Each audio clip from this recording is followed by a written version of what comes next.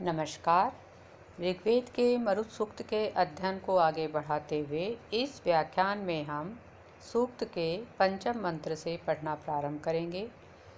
पढ़ते हैं पंचम मंत्र और आगे के कुछ अन्य मंत्र। सूक्त का पंचम मंत्र है ओम प्रायद्रथेषु प्रशतिरयुग्ध्वं वाजे अद्रिं मरुतो रंघयन्त उतारुषस्य विशन्ति धाराश् चर्मेवोद्भिर्विन्दन्ति भूमे। अन्वय के साथ मंत्र का अर्थ करेंगे। हे मरुतः यद रथेषु पृषति प्रअयुग्ध्वं। हे मरुदगणों, जब आप अपने रथों में पृषति श्वेत बिंदुओं से युक्त हरिणियों को प्रअयुग्ध्वं जोतते हो, तथा उसी प्रकार जब आप वाजे अद्रिम रंघयन्त, वाजे अन्न के निमित्त वर्षा के लिए, अद्रिम रंघयन्त मेघ को प्रेरित करते हो, तो मेघ को प्रेरित करते हुए फिर क्या होता है? उत अरुषस्य धारा विशन्ति। अरुषस्य सूर्य के, देदीप्यमान सूर्य के संपर्क से, सामीप्य से धारा विशन्ति जल की धाराएं निकलती हैं, और वे जल की धाराएं अपने जल से उद्भी जलों से चर्म इव चर्म की तरह भूमि भी उन्दंती पृथ्वी को गीला कर देती हैं। जैसे परिमित चर्म को थोड़ा सा भी जल पूरी तरह से गीला कर देता है, उसी तरह से ये जलधाराएं अपने जलों से संपूर्ण पृथ्वी को गीला कर देती हैं। इस मंत्र में मरुतों के द्वारा जो मेघ से वर्षा करने का कार्य है उसका वर्णन किया गया है, और उससे संपूर्ण पृथ्वी को गीला करने की क्रिया का वर्णन किया गया है। यहाँ जो अरुषस्य शब्द आया है, इसका सायण भाष्य में अर्थ किया गया है। अरुषस्य आरोचमानस्य सूर्यस्य वैद्युत अग्नेर व सकाशात्। आरोचमान सूर्य, विद्युत या अग्नि उसके सामीप्य से। अगला मंत्र आवो वहन्तु सप्तयो रघुश्चदो रघुपत्वान प्रचिकात बाहुभिः सीदता पश्रीरुवः सदस्कृतं माधयध्वं मरुतो मध्वो अंधसे।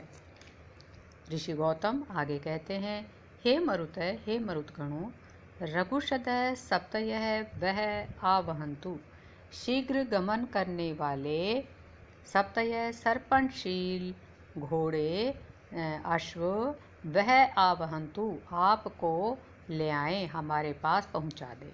आपके जो शीघ्र गमन करने वाले सर्पणशील घोड़े हैं वे आपको हमारे पास ले आएँ।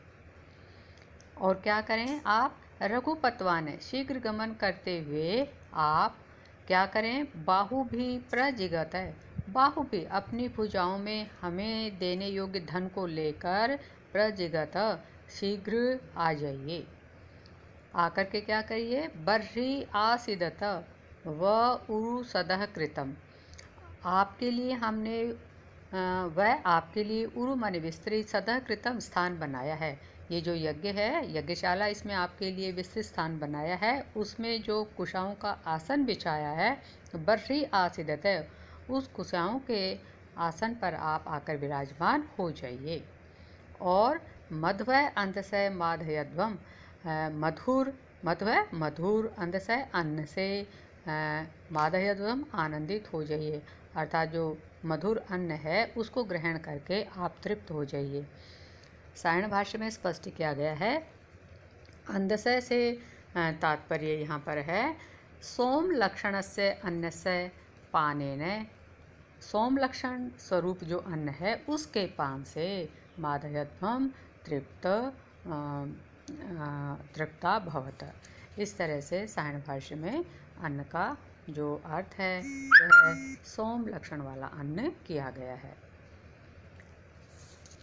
अगला मंत्र, अगले मंत्र से पहले इसमें ये जो सदय आया है इसको देख लेते हैं कि सायण भाष्य में सदय का अर्थ किया गया है सदनम, सदन से तात्पर्य वेदी लक्षणम स्थानम। अगला मंत्र ते वर्धन्ते स्वतपसो महित्वना नाकं तस्थुरुरु चक्रिरे सदः विष्णुर्यद्धा वदवृषणं मदच्युतं वयो न सीदन अधिबर्हिषि प्रिय। यहाँ ये जो आया विष्णु यद्धावत, तो इसका पदच्छेद करेंगे, अलग अलग करेंगे पदों को। विष्णु यत है आवत वृष्णम मदच्युतम वयः न सीदन, फिर आगे है अधिबर्हिषि प्रिय। स्वतवसः ते मरुतः अवर्धन्ते। आगे बताया जा रहा है मरुत गुणों के बारे में कि स्वतवसः अपने बल से, स्वयं के बल से, ते वे मरुदगण अवर्धन्ते वृद्धि को प्राप्त हुए हैं। किसी और की शक्ति से नहीं, स्वयं के बल से मरुदगण जो है वो वृद्धि को प्राप्त हुए हैं। और महित्वना नाकम आतस्थु उरु सदय चक्रीरे। महित्वना अपनी स्वयं की महिमा से ही उन्होंने नाकम स्वर्ग में, उरु सदय स्वर्ग में अपना स्थान बनाया है, फिर स्वर्ग में जो है उन्होंने अपना अधिकार किया है, और उरु सदय चक्रीरे वहाँ पर अपना विस्तृत स्थान बनाया है। यद वृष्णम मदच्युतम विष्णु है आवत। आगे बताया कि यद वृष्णम मदच्युतम, ये जो वृषण कामनाओं की पूर्ति करने वाला, मदच्युतम और आनंदित करने वाला यज्ञ है। कामनाओं की पूर्ति करने वाला, कामनाओं को पूरा करने वाला और आनंद को देने वाला या हर्ष प्रदायक जो यज्ञ है, ये यज्ञ के विशेषण हैं। उस यज्ञ की विष्णु है आवत, विष्णु ही आकर रक्षा करते हैं, क्योंकि जो यज्ञ है वो विष्णु का रूप माना जाता है। तो यहाँ बताया गया है कि आपके लिए ये जो यज्ञ किया जा रहा है, जो कि कामनाओं का वर्षक है और आनंद को देने वाला है, उस यज्ञ की स्वयं विष्णु भगवान ही आकर यहाँ रक्षा करते हैं। इसलिए आप मरुदगण वयः न प्रिय बर्हिषि अधिसीदन, वयः न पक्षियों की तरह शीघ्र आकर के प्रिय बर्हिषि, इस प्रिय यज्ञ में या यज्ञशाला में जो कुशाओं का आसन बिछाया गया है, उस प्रिय कुशा आसन पर आकर अतिसीदन विराजमान हो जाइए। यहाँ ये जो आया है सदा, तो इसको बताया है कि सदा से क्या तात्पर्य। सदनम, सायण भाष्य में नभो लक्षणम स्थानम स्वकीय निवासाय उरुहु विस्तीर्णम चक्रीरे। यहाँ जो आया है कि पक्षियों की तरह आकर बैठ जाइए, तो यहाँ पर आया कि वयो न पक्षिण यथा शीघ्रम आगच्छन्ति एवं शीघ्रम आगत्य बर्हिषि अधि अस्मदीये यज्ञे प्रिय प्रीति करे सीदन सीदंतु उपविशंतु। बताया कि जैसे पक्षी शीघ्र आकर के बैठ जाते, उसी तरह से आप भी शीघ्र आकर के हमारा ये जो प्रिय यज्ञ है, यज्ञ स्थल है, ये कुशाओं का जो आसन है, इसके ऊपर आकर आप विराजमान हो जाइए। अगला मंत्र। शूरा इवे द्युयुध्यो न जगमय शवशवो न पृतनासु ये तिरे भयन्ते विश्वा भुवना मरुद्भ्यो राजा न इव त्वेष सदृशो नर है। जो प्रथम पंक्ति है इसका पदच्छेद होगा शूरा इव इत युयुधय न जगमय।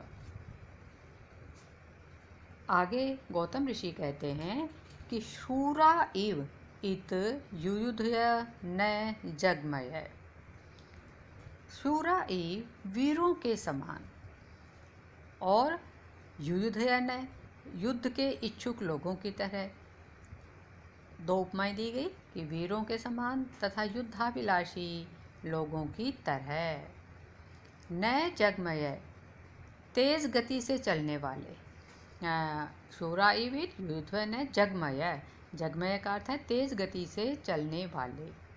जो मरुदगण हैं शवशव न पृतनाशु ये तिरे। शवशव अन्न या यश की इच्छा रखने वालों की तरह। न यहाँ पर उपमा के लिए आ रहा है की तरह।